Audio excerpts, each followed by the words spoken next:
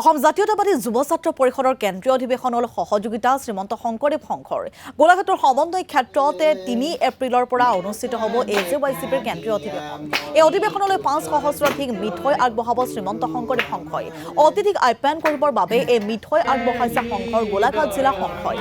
অধিৱেশনৰ বাবে এতিয়া হৰিনাম গাই মিঠৈ প্ৰস্তুত কৰাত ব্যস্ত গোলাঘাট জিলা শাখাৰ বাপসকল। আৰু সবিশেষ জনাব আমাৰ সাংবাদিক মৃদুস্মন্ত বৰুৱাই।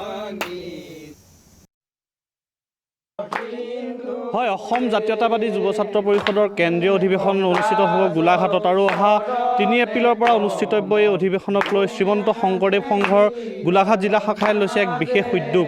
আৰু এই যি জাতীয়তাবাদী সংগঠনটিৰ অধিৱেশনৰ অতিথিসকলৰ আপ্যায়নৰ বাবে শ্ৰীমন্ত শংকৰদেৱ সংঘৰ গোলাঘাট জিলা শাখাই সাজু কৰিছে হাজাৰ হাজাৰ মিঠৈ। আৰু আমি পৰিৱেশটো প্ৰতিদিন আমাৰ দৰ্শকলৈ দেখুৱাম। চাওক, সততেই ব্যতিক্ৰমী কৰ্মৰে চৰ্চাত থকা উত্তৰ পূব ভাৰতৰ সৰ্ববৃহৎ ধৰ্মীয় আধ্যাত্মিক অনুষ্ঠান শ্ৰীমন্ত শংকৰদেৱ সংঘৰ গোলাঘাট জিলা শাখাই এইবাৰ অসম জাতীয়তাবাদী যুৱ ছাত্ৰ পৰিষদৰ যি কেন্দ্ৰীয় অধিৱেশনলৈ আহিবলগীয়া অতিথিসকলক আদৰিবৰ বাবে সাজু হৈছে। আৰু এই যি চাওক, হাজাৰ হাজাৰ ইতিমধ্যে পকা মিঠৈ প্ৰস্তুত কৰিছে। আৰু এই শ্ৰীমন্ত শংকৰদেৱ সংঘৰ গোলাঘাট জিলা শাখাৰ তৰফৰ পৰা এই মিঠৈসমূহ অতিথি আপ্যায়নৰ বাবে ব্যৱস্থা কৰিছে। আৰু এয়াই হৈছে শ্ৰীমন্ত শংকৰদেৱ সংঘ। চাওক, বিভিন্ন আদৰ্শনীয় কৰ্মসূচীৰ সততেই চৰ্চাত থকা অনুষ্ঠানটিয়ে এইবাৰ এই যি জাতীয় সংগঠনটিৰ অধিৱেশনৰ বাবে এই আন এটা জাতীয় সংগঠনে এনেদৰে তৎপৰতা গ্ৰহণ কৰিছে। আমি পৰিৱেশটো প্ৰতিদিন আমাৰ দৰ্শকক দেখুৱাইছোঁ, এক আদৰ্শনীয় বতৰ। আৰু আমি কথা পাতিবলৈ যত্ন কৰিম, বিষয়ববীয়াসকল আছে।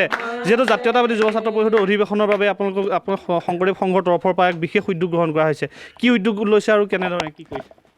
আমি গোটেই খবৰটো পাই আমাৰ যুৱ ছাত্ৰ পৰিষদৰ এটা অনুক্ৰমে আমাৰ শ্ৰীমন্ত শংকৰদেৱ সংঘ গোলাঘাট জিলা শাখাৰ পৰা বিশেষকৈ আমাৰ সমীপস্থ 5খন প্ৰাথমিক সমবেত হৈ আমাৰ এই নাথগাঁও প্ৰাথমিক শাখাই সমবেত হৈ আমি অন্ততঃ প্ৰায় 4-5 হাজাৰমান মিঠৈ, পকা মিঠৈ তেখেতসকলৰ চাহ খাবৰ কাৰণে আমি যোগান ধৰিম বুলি আমাৰ মনতে সংকল্প কৰি আমি সংগীসকলক লৈ পেলাই গুৰ চুৰ কিনি আনি পেলাই গোটেইখিনি আমি সঁজুলি গোটাই আমি 4-5 হাজাৰমান মিঠৈ তেখেতসকলক আগবঢ়াই দিম বুলি আমি ভাবিছোঁ। ভাল লাগিছে এইখিনি।